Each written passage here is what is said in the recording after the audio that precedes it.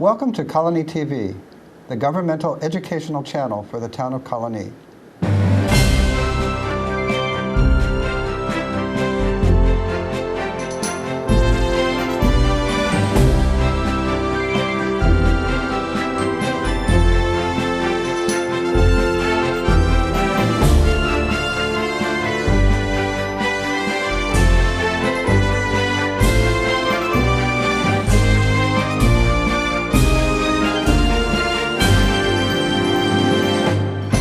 Welcome to Getting to Know You. My name is Joe Nash. Today we have a very special guest here, the 18th President of the United States, Ulysses S. Grant. So welcome, Mr. President. Thank you very much.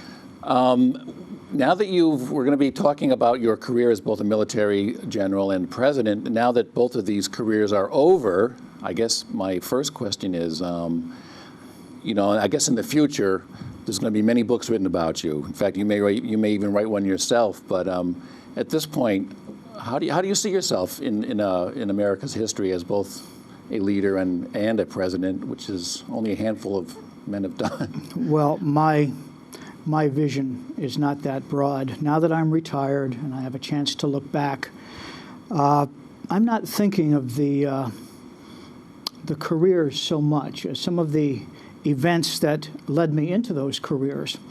And by the way, I haven't worn this uniform in a very long time. Okay. My granddaughter asked to see me in uniform. She never had. So for her sake, I got dressed up. All right. One of the first things I remember that, as I analyze it now, I know had an effect on me later, was this. I was raised in a little town in Ohio called Georgetown. And you may have heard, I've always loved horses. I'm probably a lot more comfortable around horses than people much of the time. In any case, when I was 8 years old, I thought I was a very fine judge of horse flesh, and we had a neighbor who had a colt for sale, Mr. Ralston, and I just badgered my father to buy that colt. And he at first was reluctant, and then he said, you're going to go into the family business eventually, and you need to learn some business skills. This is a great opportunity to teach you how to negotiate. He said, I'm going to let you talk to Mr. Ralston, and here's what you do. And how old are you again? 8? 8 years old. Mr. Ralston wanted $25 for the colt. My father gave me that, and he said, but here's what you do. You say to Mr. Ralston, I'll give you 20 for the colt. And if he says no, then you say, well, I can give you $22.50. And if he says no to that, well, then pay him the 25. So I scampered off, went over to Mr. Ralston's house, and I said, sir, my papa says I am to offer you $20 for the colt. And if you say no, I am to offer you $22.50. And if you say no to that, I am to pay you the full $25. And of course, you know how it came out. Now, that is a story that makes everyone smile when they hear it, but that is not the essence of the story. I was 8 years old. All my friends were 8 years old. And when they heard of this encounter with Mr. Ralston, they began to make fun of me, to laugh at me, to ridicule me, and for the first time in my life, I felt humiliated. This was an emotion that was very new to me, and I can't begin to tell you how painful it was. Now, later in life, there would be other instances of humiliation, but this was the first. And as a young child, I, in my own articulate way, decided that this experience is so bad, I will never intentionally humiliate anyone. I just won't do it. And so, during the war, at Fort Donelson, when the Confederates surrendered, and my troops were screaming with joy and wanting to humiliate the captured rebels, I said no, no. At Vicksburg, when the rebels surrendered, again, it was the Union troops were full of delight, and they had the rebels where they wanted them and could humiliate them to their heart's content, and I said no again. And so at Appomattox, when the rebels surrendered, they were truly in our power. And there were many who wanted me to do what victors often do, and that is insult those who have lost, to humiliate them, to make them wish they'd never been born. And I would not do it. And I think my reluctance to humiliate people began with that instance when I was 8 years old. And as I matured, and especially as the war went on, I remembered that we were not fighting a foreign invader. We were fighting fellow Americans. And one of the reasons for the war was we wanted the southern states to remain in the Union. And now, here was the moment. And if I had said to the rebels, if I had scorned them and humiliated them and threatened them, I really believe that much of the Army of Northern Virginia would have slipped away in the night, and a guerrilla war would have begun that would have gone on for another 5 years. In not humiliating Robert E. Lee or the captured rebels, in showing them respect and giving very lenient terms for their surrender, I think I made the rebels believe that they could lay down their arms safely and with dignity and truly be welcomed back into the American family. Well, I think later on even, I think there was a movement to humiliate the South right when the war ended in Reconstruction. Is that? Well, Reconstruction, that was one of my prime concerns as president. There were two Reconstructions. There was presidential Reconstruction and congressional Reconstruction, and I'm going to try and explain that to you. Lincoln was assassinated. His vice president, Andrew Johnson, took over. And at first, Johnson was screaming for the heads of Jefferson Davis and Robert E. Lee and James Longstreet. But then he turned completely. The issues during Reconstruction were essentially two: how rapidly to restore the civil rights of the former Confederates, and how rapidly to implement the civil rights of the freed slaves. Under Johnson, the reintegration of the former rebels into state governments accelerated, and he slowed to a crawl, in fact, tried to obstruct granting equal rights to the freed slaves. And it reached a point in the southern states where the old rebels were in charge again, and they were saying to the freed slaves, "We are making the laws. Now, we understand you're free, but we are coming up with some new laws, and here's one of them. You're free men, but you must work. And as free men, you must have labor contracts signed by the first of the year. Now, our laws specify that you, former slaves, cannot work in trades, you cannot work in businesses." It excluded all of the potential jobs until the only categories left were farm hands, field hands. They could go back to the plantations where they had been slaves, and they had to negotiate labor contracts with the plantation owners. And if they had no labor contracts in place, they would be adjudged to be vagrants, and they would be locked up, and then they would be sent to the plantations as convict labor. These sorts of things President Johnson blessed. He hated blacks. He could not accept that they could ever have equal rights with white people. So presidential Reconstruction actually was a great disaster for the freed slaves. Congress rose up against Johnson, struggled with him over the fate of the South, and especially the freed slaves. And in the end, he was impeached. That is what Johnson's impeachment was about, when you clear all the rhetoric away. He got out of it by one vote, and I realized then that if this man stood for re-election and won, the former slaves would be locked into virtual slavery for the rest of their lives. Well, what is it during the Johnson administration? What were you doing then? I was head of the Army. Oh, you stayed, okay. I didn't remember that. Yes.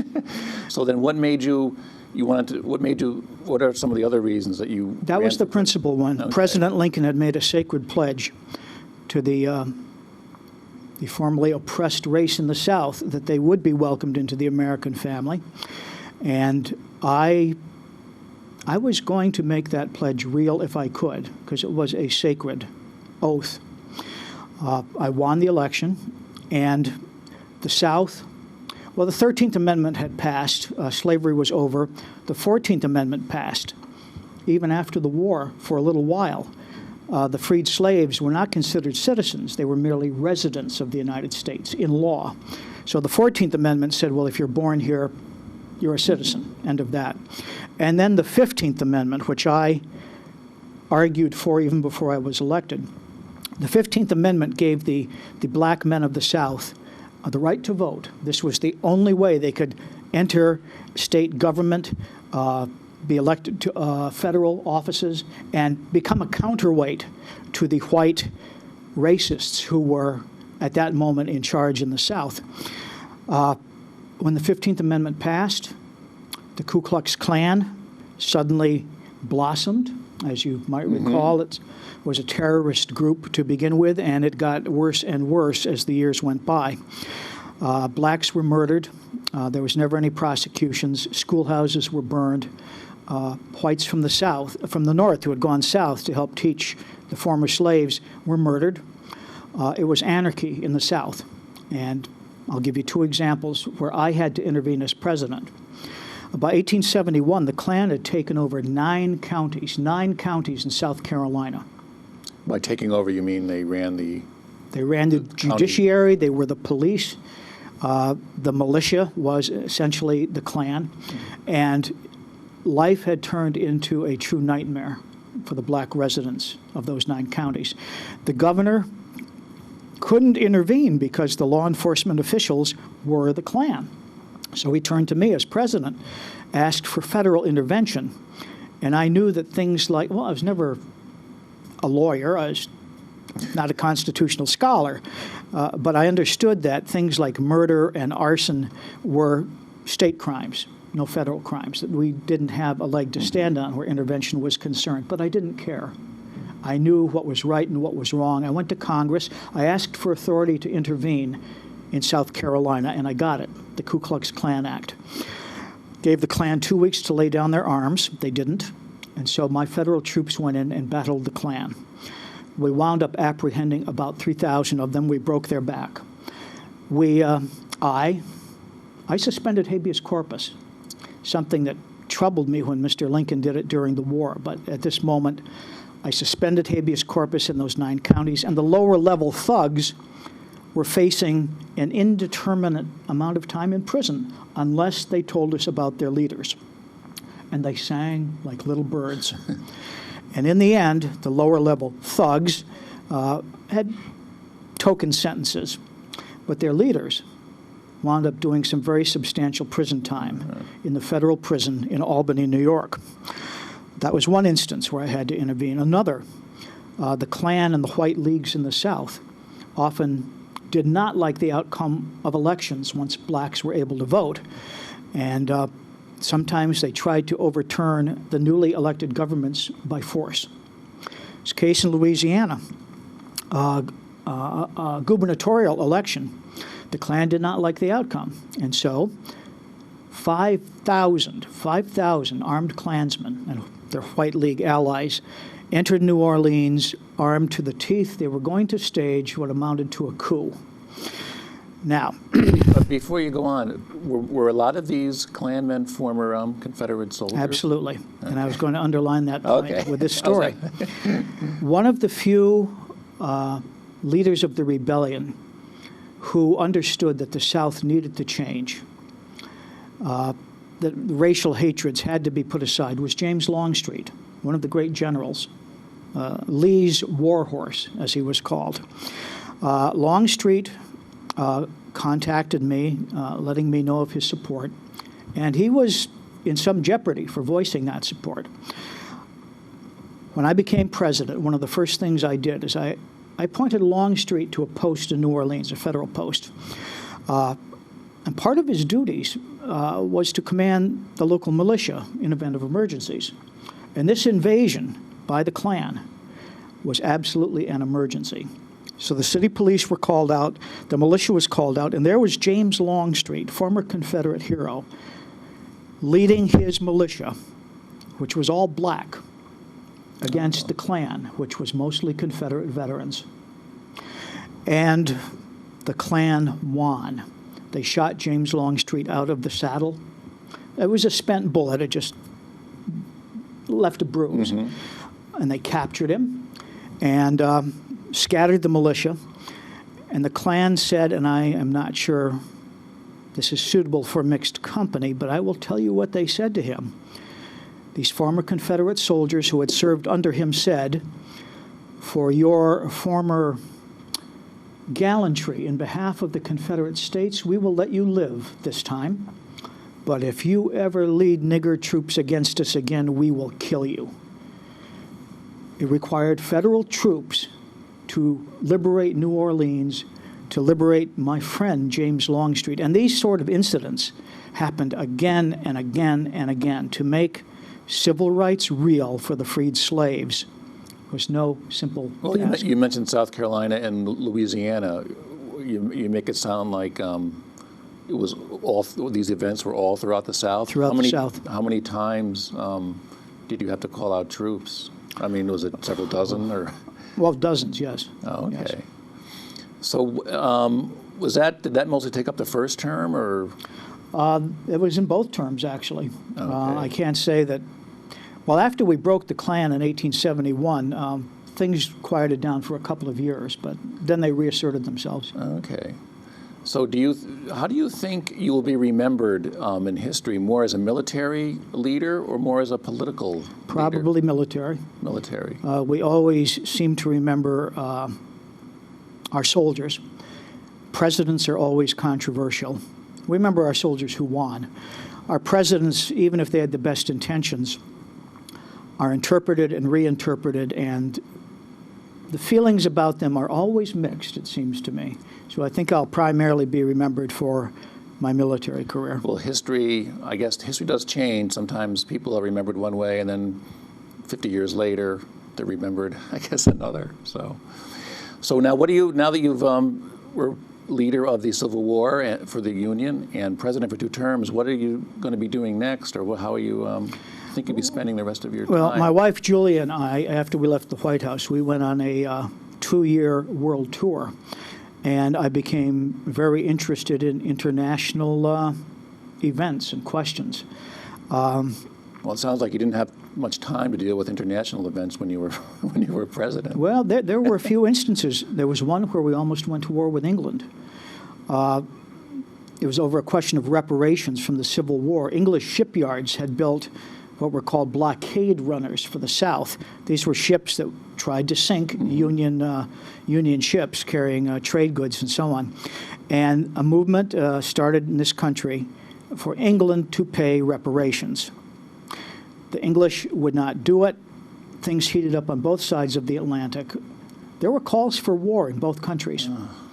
And I'd seen enough of war, and I wanted to try something else. I didn't know if it would work, but there was a new international court set up in Holland, in The Hague, which theoretically could settle international disputes. So I asked the English if they would submit their case to that court. We would submit ours, and whatever the court decided would be binding on both countries. In the end, we won, and England paid us a very large sum of money. But we almost went to war, almost went to war. So there were international troubles, believe me. Okay, so then on your trip, your world trip, what was that? What did you learn on that?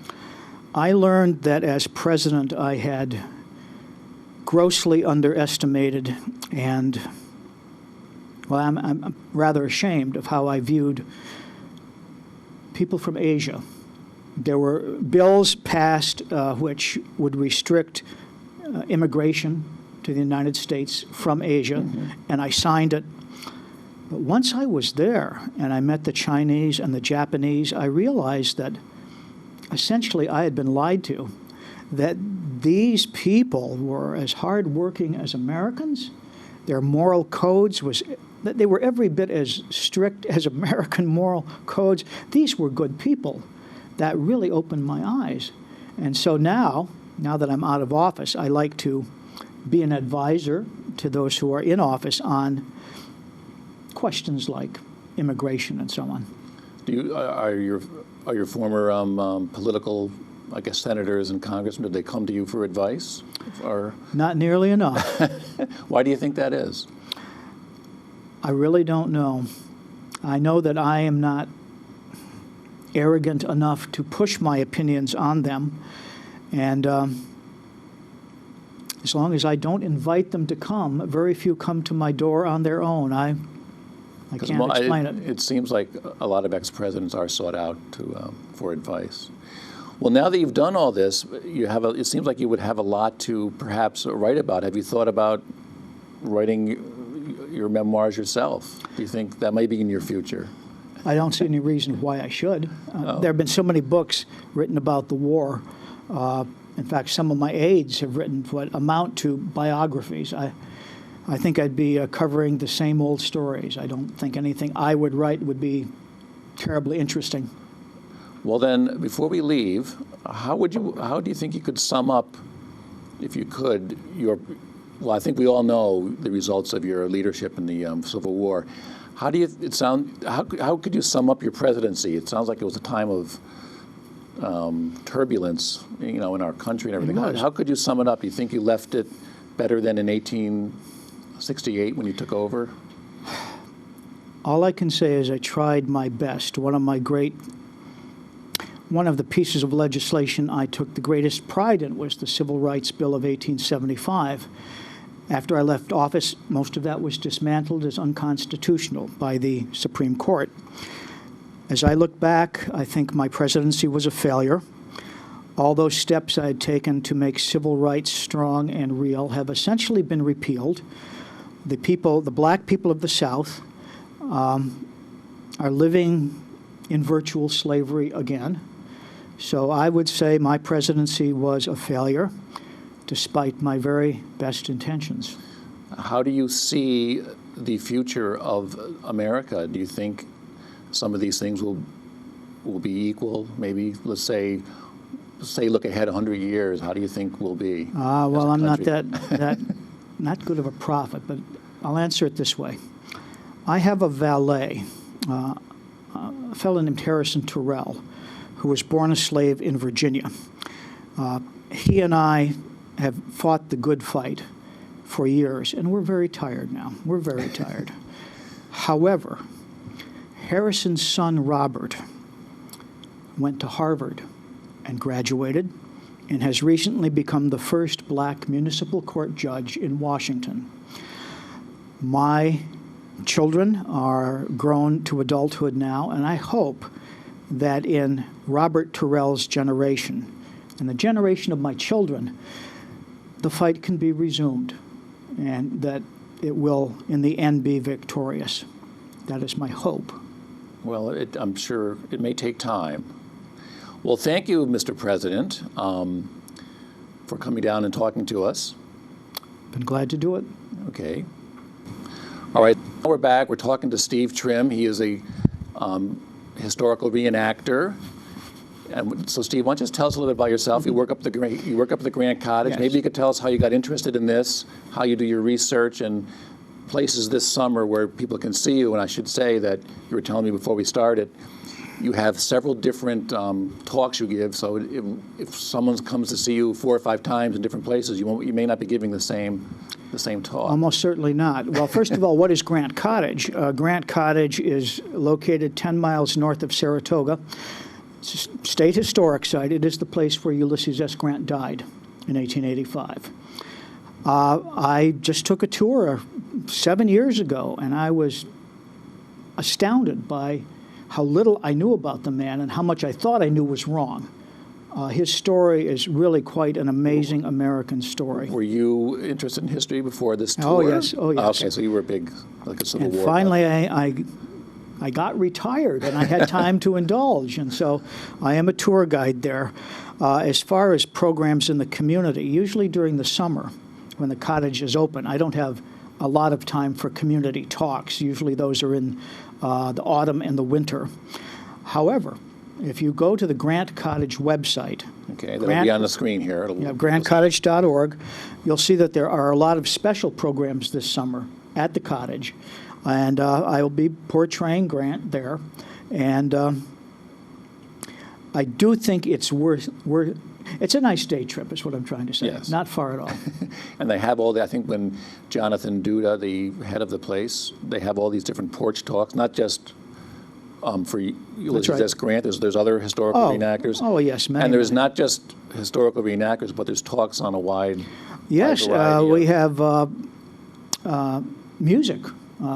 Sometimes yes, right. There's some concerts there. Yeah, we have people talking about the women's role in the Civil War. We have events for kids. We have, I can't begin to tell you the number of events this summer, something like 20 or more. So go to our website. There's going to be something that will interest. And it isn't a very, I've seen the pictures, it isn't a very nice spot, great views, and the... We are on a mountaintop, Mount McGregor, the southernmost peak of the Adirondacks, the geologists tell us. And for a good part of the last 30 years, Grant Cottage has shared the mountaintop with the state prison, which is now closing. The prisoners are all gone now, and the lights will be turned out later this summer. And so when you come up to the mountain, you will see the prison sitting there. Do not be intimidated. Do not be intimidated. Well, I think Jonathan was saying that it was right next, it's literally right next door, isn't it? Yes. Oh, okay. Well, why don't we end with this? Before we started, we were talking about, I was telling you that as a librarian, one of the things I do here, I order books in the areas of biography and history, and I've noticed, say, in the last 10 years or so, there seems to have been a big reassessment of Grant mostly as a president, not just a military leader. And a lot of biographies by very prominent historians, and they seem to be taking a more positive look at him as, say, 75, 80 years ago. What do you think the change has been in this reassessment? I'm sure you've read many of these books. I have, and many of the authors have come up to the cottage to do research and to give talks. I think the reassessment began after our modern civil rights movement. When Martin Luther King and others were talking about equal rights under the law, they were actually citing laws that had been passed during the Grant administration and not enforced too well since. And what I'm thinking is, as our recent civil rights battles were won, minds were open and historians began to wonder what really had happened during Reconstruction. Where had all those equal rights laws gone? What happened? Mm-hmm. And as they explored Reconstruction, they began to reassess Grant and his intentions, and that's where I think the turnaround started. Okay. Now, is there one or two you would especially recommend? Maybe people watching might want to read? There's a book that I like called President Grant Reconsidered. And at this moment, I can't remember the author. There's another one by Professor Joan Waugh, W-A-U-G-H, called Ulysses S. Grant, American Hero, American Myth. Those two I like a lot. Okay. I know I was going to say the shelf of the Grant books are literally a whole shelf now. So. Yeah. Well, thank you for stopping down, Steve. For people watching, if you go to grantcottage.org, and there's all kinds of events this summer. And maybe you can see Steve portraying General Grant. So thanks. You're welcome. And we'll see you next time on Getting to Know You.